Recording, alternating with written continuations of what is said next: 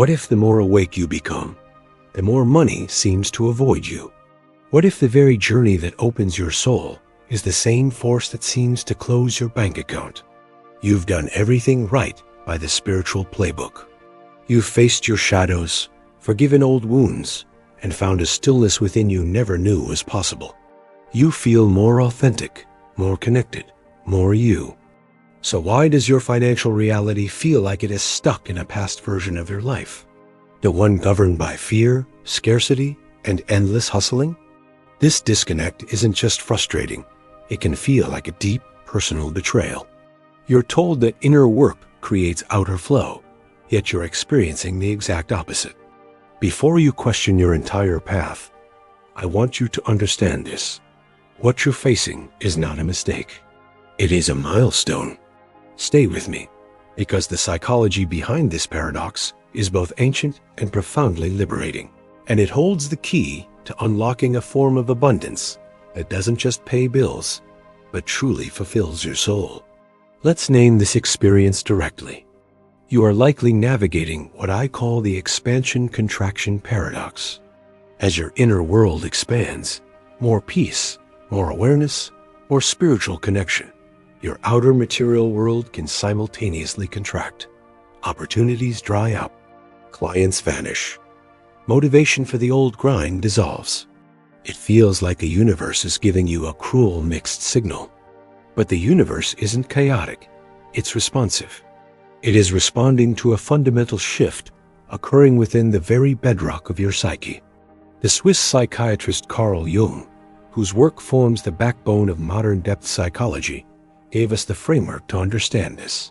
He said, "One does not become enlightened by imagining figures of light, but by making the darkness conscious."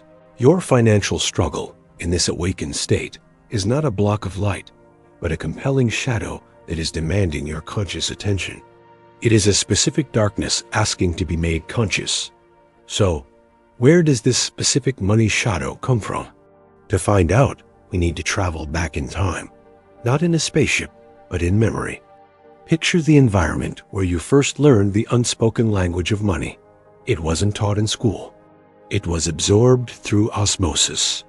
It was the tightness in a parent's voice discussing the mortgage, the anxious silence that followed an unexpected expense, the stories repeated like folklore about the rich being lonely, corrupt, or unhappy, the celebratory, "we can't afford that," that carried a subtle sting of shame. In these moments, money ceased to be neutral currency.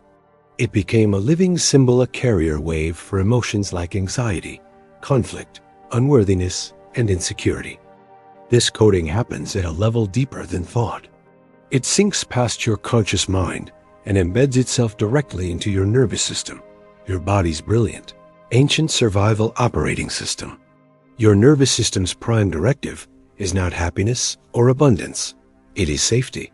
And safety, to your nervous system, is defined by one thing above all else: familiarity. So, if your early environment associated money with tension, instability, or pain, then your body learned the somatic truth. Financial ease equals threat. Scarcity equals normal. This becomes your financial blueprint, written not on paper, but in the very wiring of your being.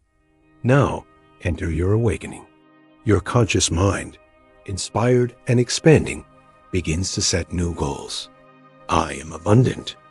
Money flows to me easily and effortlessly. You vision board, you affirm, you meditate on prosperity. But from the shadowy basement of your psyche, the guardian of that old blueprint hears these declarations as alarm bells. This guardian, often what we might call an inner child or a protective fragment, has one job: keep you alive by keeping you in what is known. To this part of you, your new aspirations for wealth feel like walking into a minefield. So it engages a brilliant, subtle, and utterly maddening array of sabotage protocols. This sabotage is not a moral failing. It is a biological and psychological immune response. It looks like procrastination on a lucrative project. It's the sudden loss of energy when you sit down to invoice clients. It's underpricing your services, convinced no one will pay more. It's forgetting to follow up on a promising lead. It's the subconscious urge to spend quickly when money comes in, subconsciously restoring the safe feeling of not having too much. You interpret this as laziness, imposter syndrome, or a lack of discipline. But it is something far more primal. It is protection.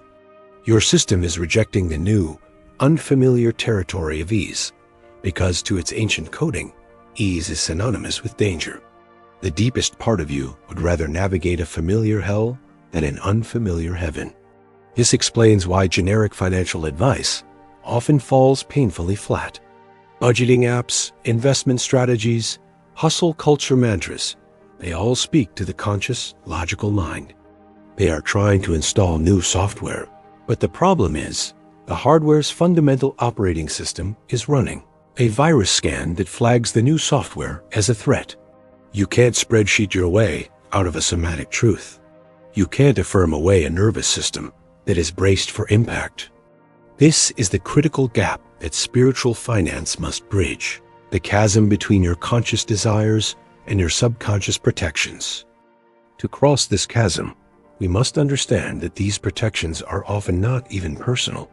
This is where Jung's work becomes truly expansive. He introduced the concept of the collective unconscious, a vast, shared reservoir of human experience, memory, and symbolism that we are all born into. Think of it as the psychological atmosphere you breathe. Your personal money story is tangled with threads from this collective tapestry. You may be carrying what I call an ancestral financial echo. Let's make this tangible. Consider a lineage. Your great-grandparents immigrated with nothing, their survival tied to relentless toil. Your grandparents lived through economic collapse, learning that security is an illusion and hoarding is safety. Your parents, reacting to that scarcity, either swung into anxious frugality or rebellious spending to feel alive. You were born into this emotional inheritance. The unspoken beliefs, money is suffering. We don't get to have nice things. Showing wealth is dangerous. Only the selfish are rich. These weren't taught in lessons. They were in the water you swam in. You absorbed them as unquestioned truths about reality itself. So now, when you, the conscious seeker, try to manifest abundance, you are not just battling your own childhood memories. You are quietly contending with generations of survival fear. The weight feels immense because it is. You are literally trying to change the destiny of a lineage. This realization can be overwhelming, but it is also the doorway to profound power. Because when you see the story as a multi-generational narrative you inherited but did not author, you move from being a captive character to becoming the editor. Awareness is the first and most potent act of liberation. Jung called this process individuation, the journey of becoming the integrated, whole individual you are meant to be, which requires pulling these unconscious fragments into the light of consciousness. So, how do we practically begin this work of editing the inherited script and rewiring the nervous system? The path is not through force, but through focused, compassionate curiosity. It's a path of integration, not excision. We don't kill the protective part. We befriend it, update its intel, and thank it for its service. This happens in three interconnected realms: the somatic, the narrative, and the behavioral. First, the somatic, the realm of the body. Your body holds the memory. Start to observe it. The next time you check your bank balance, or consider raising your prices, or receive a large payment, pause. Close your eyes for just a moment. Where do you feel it? A clutch in the stomach? A tightness in the chest? A shallow breath? That is your blueprint speaking. Don't judge it, just acknowledge it. Say internally, "Ah, there's the old story. There's the fear." This simple act of noticing begins to create a space between you and the reaction. It builds what we call body literacy. Second, the narrative, the realm of the story. Engage in a gentle dialogue with that protective part. You can journal this. Ask it, what are you afraid will happen if we have more money? Listen, the answers may surprise you. We'll become arrogant and lose our friends. We'll have more to lose, and the pain will be greater. We'll betray our family who struggled. These are the hidden contracts you signed in the dark. Now, bring your adult, conscious self to the conversation. Respond with compassion and new data. Thank you for protecting us. I hear that you're afraid of isolation. But as the adult here now, I know we can have wealth and remain kind and connected. Let's try it together. Third, the realm of action. This is where you provide your nervous system with counter evidence. You slowly, gently prove to it that more money can be safe. This must be in tiny, incremental steps that feel manageable, not terrifying. It could be letting a $10 bonus sit in your account for a week without immediately spending it. It could be asking for a 5% raise instead of a 30% one. It could be buying a slightly better quality item without guilt. Each time you do this and survive without disaster striking, you are sending a new signal to the deeper layers of your being. See? This is okay. We are still safe. You are literally building new neural pathways, a new somatic map where financial increase is associated with calm and security, not threat. This slow, layered work culminates in what is perhaps the most spiritual skill of all, the art of receiving. Our culture, and especially our inherited trauma, glorifies the grind, the struggle, the earning. Receiving is often seen as passive, weak, or suspect. But on the true path of awakening, receiving is an active, courageous practice. It is the willingness to allow goodness in without immediately needing to justify it with an equal measure of suffering. To receive without apology is to declare your inherent worth to the universe. This is the final frontier of healing your money story. Can you open the door when abundance knocks? Or does an old, familiar voice whisper from the hallway? Don't answer. It's a trick. We don't deserve this. Building your capacity to receive is like strengthening a muscle. You start small. You practice saying thank you for a compliment and simply letting it in without deflecting. You allow someone to pay for your coffee. You accept a gift without immediately planning how to reciprocate. You let a moment of unexpected beauty, a sunset, a song fill you up. These are micro practices in receiving energy. Money is simply one form of that energy. Now, let's connect all of this back to your original awakening. The friction you feel, the spiritual growth paired with financial struggle, is the precise friction needed to sand down the old, rough edges of your survival blueprint. The awakening isn't causing the lack. It is exposing the internal barrier that has always caused the lack. You were simply not aware of it before. Your growing consciousness is shining a light on the very wall that separates you from the flow. This is why it feels so intense. You are not going backwards. You are approaching the core fortress of your scarcity story. Imagine you are a vessel, a cup. For most of your life, you've been a certain size able to hold a certain amount of ease, joy, and yes, money.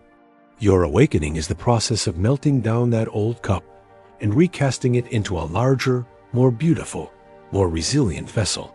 The melting process is messy. It feels like you're losing form. The old structure that defined your capacity is gone, and the new one isn't set yet. Of course you feel unstable. Of course the flow of life seems to slip away. You're in the transitional fire. But on the other side is a capacity to hold more than you ever dreamed possible, without anxiety, without guilt, in a state of grounded gratitude. This is the new paradigm we are co-creating. A world where spiritual depth and material prosperity are not opposites, but harmonious aspects of a whole life. Where the healer has a thriving practice, the artist is well-funded, the empath has energetic boundaries that create wealth, and the sensitive soul builds a quiet, powerful empire that doesn't drain them. In this paradigm, money sheds its toxic symbolism. It is no longer a scorecard for worth, a substitute for love, or a harbinger of corruption. It becomes what it always was, a neutral, powerful tool for creation, experience, and contribution. It becomes an ally in your soul's mission. Your journey has brought you to this precise point of tension because you are ready to resolve it. You have gathered the spiritual tools. Now it's time to apply them to this final practical frontier. If this exploration has resonated with you, if you've seen your own story reflected in these words, I need you to do something important. First, make it real in the comments below. Type, I am rewriting my blueprint. This act of declaration is a powerful first step. Second, if this video offered you value, a new perspective, or a moment of relief, please support this channel by giving it a like. It genuinely helps Winds of Thought reach more people who need this conversation. And finally, share it. Share it with one friend who is walking this lonely path between awakening and abundance, wondering if they're the only one. Let's build this understanding together. You are not behind. You are not broken. You are in the sacred, demanding, and glorious process of alchemy. You are turning the lead of inherited fear into the gold of authentic, integrated prosperity. This struggle is not the enemy of your awakening. It is its curriculum. Keep going. Your new vessel is almost ready, and the world needs what you will carry within it. Thank you for your courage and your attention. If you're not already part of our community, consider subscribing to Winds of Thought. We are here to navigate these deep waters together. Until next time, remember, your capacity is expanding with every conscious breath you take.